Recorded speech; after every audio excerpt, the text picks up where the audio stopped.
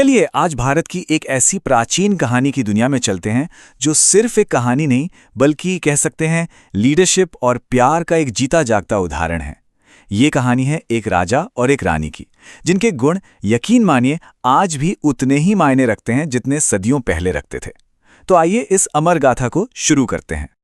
तो ये कहानी हमें ले जाती है पुराने भारत के बिल्कुल बीचों बीच एक ऐसी जगह जहां पहाड़ थे, नदियां थी और उनके बीच में एक शानदार राज्य अपनी पूरी शान और शौकत के साथ चमक रहा था। और इस राज्य का नाम था सूर्यगढ़। नाम से ही लगता है ना कितना तेजस्वी होगा। और सच में ये नाम सिर्फ अपनी दौलत के लिए नहीं बल्कि अपनी कमाल की कुदरती खूबसूरती के लिए भी दूर दूर तक मशहूर था। मतलब अगर एक परफेक्ट राज्य की कल्पना की जाए तो सूर्यगढ़ बिल्कुल वैसा ही था। सोचिए, चारों तरफ ऊंचे ऊंचे पहाड़, कल कल बहती नदियां और सोने की तरह चमकते हुए लहलहाते खेत।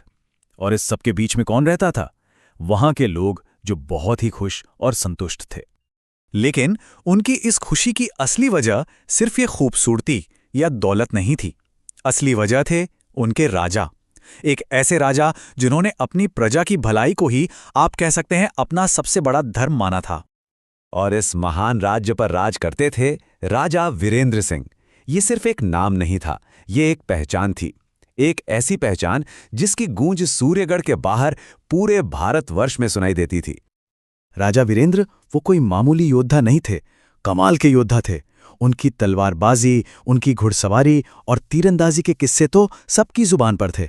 और देखिए, उस जमाने में एक राजा के लिए ये सब जानना सिर्फ बहादुरी की निशानी नहीं होती थी, ये तो पूरे राज्य की सुरक्षा की गारंटी हुआ करती थी। पर असली बात यह है कि राजा वीरेंद्र की ताकत सिर्फ उनके हथियारों में नहीं थी। नहीं, जो चीज उन्हें सच में महान बनाती थी वो थी उनकी शख्सियत। मतलब एक तरफ तो वो इतने माहिर योद्धा थे और दूसरी तरफ उनका दिल अपनी प्रजा के लिए उतना ही नर्म, उतना ही दयालु था। और जानते हैं, इसी वजह से सूर्यगढ़ के लोग उन्हें सिर्फ एक राजा नहीं बल्कि एक पिता की तरह मानते थे। एक ऐसा रखवाला जो हमेशा उनके साथ खड़ा रहता था। लेकिन कहते हैं ना, हर कामयाब राजा के पीछे एक समझदार साथी का हाथ होता है।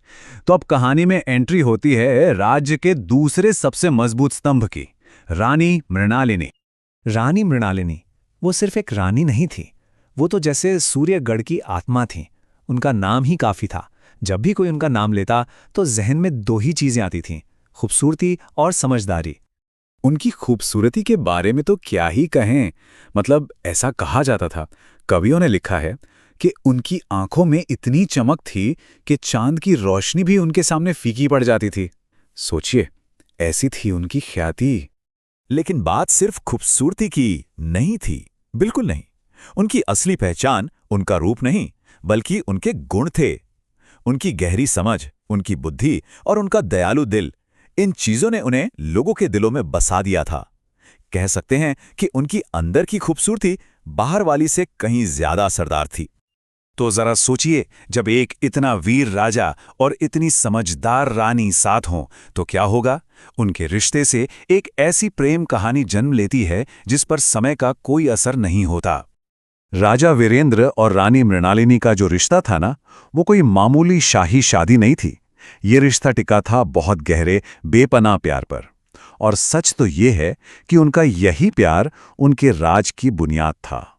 एक ऐसी मजबूत नींव जिसने पूरे राज्य को एक साथ जोड़कर रखा था। पर जब हम कहते हैं कि उनका प्यार असीम था, मतलब बेपनाह था, तो इसका असल में मतलब क्या है? कितना गहरा था आखिर ये प्यार? देखिए, उस जमाने के लोग एक बात कहा करते थे जो उनके रिश्ते को बहुत खूबसूरती से बयां करती है। वो कहते थे कि अगर प्यार कभी इंसान का रूप ले तो वो वीरेंद्र और मृणालिनी जैसा ही दिखेगा। मतलब उनका रिश्ता ही प्यार की परिभाषा बन गया था। तो ये कहानी सुनने के बाद मन में एक सवाल उठता है। आज की दुनिया में जहां हम अक्सर ताकत को क्रूरता से और खूबसूरती को सिर्फ बाहरी रूप से जोड़कर देखते हैं, वहां वीरता के साथ दया और सुंदरता के साथ समझदारी का ये मेल, ये बैलेंस हमें क्या सिखाता है? क्या लीडरशिप और प्यार के ये पुराने आदर्श आज भी उतने ही जरूरी हैं? सोचने वाली बात है।